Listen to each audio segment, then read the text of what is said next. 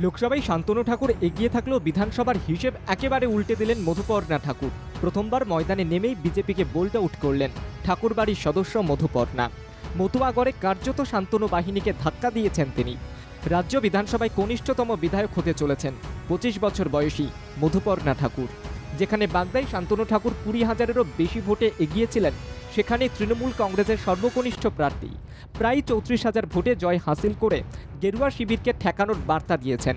মমতা ম্যাজিকই যে তার ভরসা, বাংলার উন্নয়নই যে তার ট্রাম্প কার্ড, তা পরিষ্কার করে দিয়েছেন মধুপর্ণা ঠাকুর।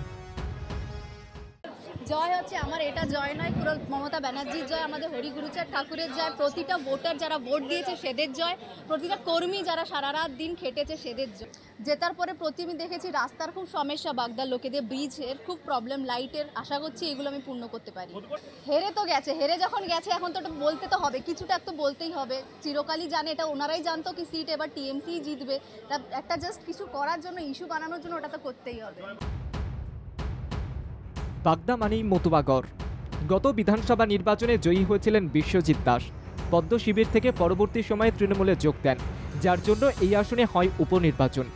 লোকসভা নির্বাচনে বাগদার মতো পিছিয়ে পড়া এই আসন নিজের দখলে নেবার চ্যালেঞ্জ ছিল তৃণমূল কংগ্রেসের কাছে।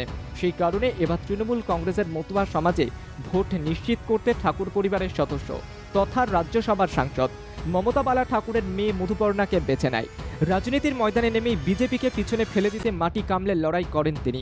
গণনার শুরু থেকে বাগদায় এগিয়েছিল তৃণমূল কংগ্রেস। অবশেষে প্রায় 34,000 ভোটে বিজেপি প্রার্থী বিনয় কুমার বিশ্বাসকে হারিয়ে জয়ী হয়েছেন তিনি। জয়ী ঘোষণা হতেই সবুজ আবিরে আনন্দে মেতে ওঠেন তৃণমূল নেতা কর্মীরা। ব্যুরো রিপোর্ট, বাংলা জাগো।